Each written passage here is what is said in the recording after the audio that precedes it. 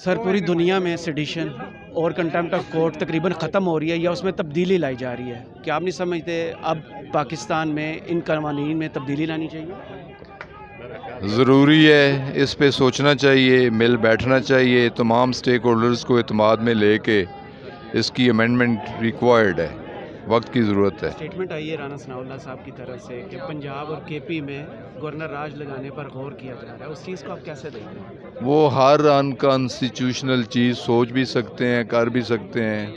Criminal government ہے، criminal head ہے، criminal cabinet ہے، اس سے کسی بات کی بھی توقع کی جا سکتی ہے، لیکن قانون آئین اس بات کی اجازت نہیں دیتا اور ہم فلی ریزسٹ کریں گے. اور لانگ مارچ کے لیے سنا ہے 30,000 سیکیورٹی انہوں نے مانگ لیا ہے ایف سی سے اور رینجر سے اسلام آباد کے لیے. منگوا لیں، کوئی بات نہیں، کچھ نہیں ہوگا؟ کچھ بھی نہیں ہوگا. لانگ مارچ دیکھیں نا، پرامن مارچ، لانگ مارچ، دھرنا، قانون اور آئین ہمیں اس بات کی اجازت دیتا ہے تو اسے وہ روک نہیں سکتے، اور عوامی سمندر کو کوئی بھی نہیں روک سکتا. لندن پلان کا بھی آپ نے سنا ہے کہ پنجاب میں گورنمنٹ ٹاپل کرنے کا پھر پلان بن رہا ہے؟ پاکستان کے خلاف جو بھی پلان بنا ہے وہ لندن میں ہی بنا ہے. صحیح. اور سازشی جنہوں نے پاکستان کے خلاف کام کیا ہے وہ انہوں نے لندن ہی بیٹھ کے کام کیا ہے، تو لندن بیٹھے والوں سے کوئی اچھائی کی توقع نہیں کی جا سکتی. ہسٹری کی سب سے بڑی کیبنٹ پر کیا کمنٹ کریں گے؟ 72 افراد ہو گئے کیبنٹ میں سر، اور زہر کھانے کو پیسے دیتے ہیں. دیکھیں، نیا پریسیڈنٹ ہے کہ 72 کی کیبنٹ ہے، اور 60% کیبنٹ ایسی ہے جس پہ فوجداری، کرپشن کے، لوٹ مار کے کیسز ہیں، دہشت گردی کے کیسز ہیں. تو اگر جس کیبنٹ کے 60% وزراء کرمنل ہوں، ہسٹری ہولڈر ہوں، تو ان سے اچھائی کی توقع نہیں کی جا سکتی.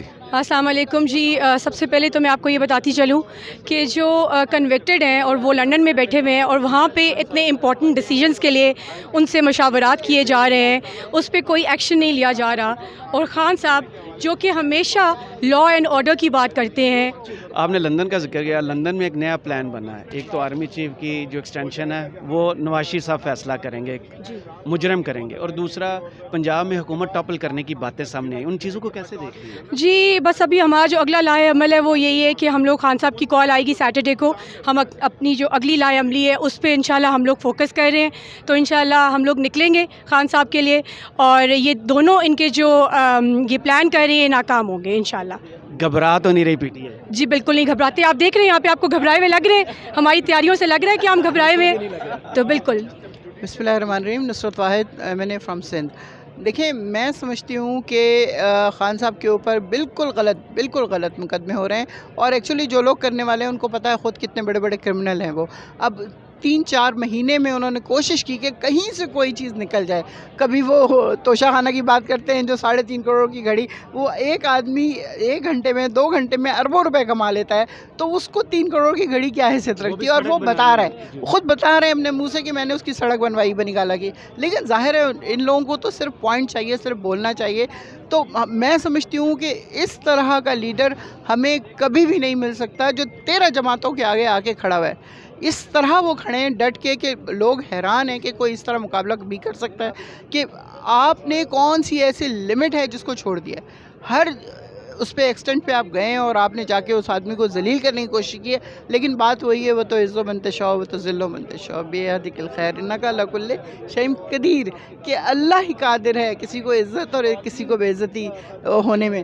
تو میرا نہیں خیال کہ وہ آدمی جس کے ساتھ پوری دنیا کے لوگ، صرف مسلمان نہیں بلکہ پوری دنیا، یاد ہے کل پیوٹن نے کہا ہے کہ میں دوں گا سستا تیل، سستی گیس، سب کچھ، لیکن پرائم منسٹر عمران خان ہونا چاہیے. تو یہ بات اس کی وجہ کیا ہے؟ اس لیے کہ وہ ایماندار ہیں، ان کو پتہ ہے جو کچھ بھی دیں گے وہ لوگوں کے لیے استعمال ہو رہا ہوگا. یہاں تو کچھ بھی ایسا نہیں ہوتا. ان کو آپ یہ دیکھیں کہ پوری دنیا ان کو مدد نہیں کر رہی، جو مدد کر بھی رہی ہے وہ NDMA کو کر رہی ہے یا آرمی کو دے رہی ہے، ان کے ہاتھ میں نہیں دے رہی. جو سندھ میں آئے ہیں، آپ یقین کیجئے جو سپورٹ آئی ہے، جو فنڈ ریلیف کے لیے جو چیزیں آئی ہیں وہ انہوں نے دبا کے رکھ لی ہیں. کمشنر، اسسٹنٹ کمشنر وڈیروں کے گھر پہنچا رہے ہیں. بات کی مجھے ایک بات یاد آ گئی، وہ تو کہہ رہے تھے سیلاب زدگان کو فری میچز دکھانے کے لیے ہم ٹرانسپورٹ دیں گے. بغیرت ہے. کام پہ لگے ہوئے ہیں.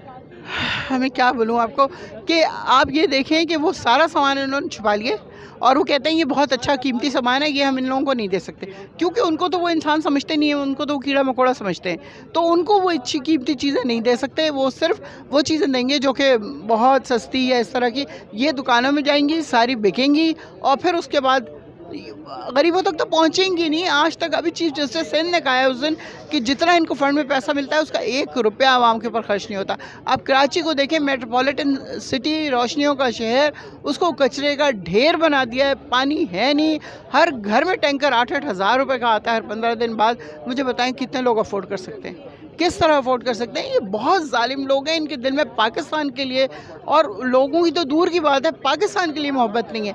मैडम, आज चीफ जस्टिस साहब ने भी रिमार्क्स दिए हैं कि जो भी अवामी नुमाइंदा वो 5 साल के लिए इलेक्ट होता है, PTI 5 साल के लिए इलेक्ट हुई थी, इनको वापस असम्बलियों में आना चाहिए और अवाम की नुमाइंदगी करनी चाहिए। इस डायरेक्शन को या रिमार्क्स को कैसे देखती हैं? देखिए, वो बात एक हिसाब से ठीक कह रहे हैं, क्योंकि अगर असम्बली में हम होते तो ज़्यादा बेहतर तरीके से लड़ सकते थे, क्योंकि जितने बिल इन्होंने हमारे रिवर्ट किए हैं वो इंतहाई बुरा काम है।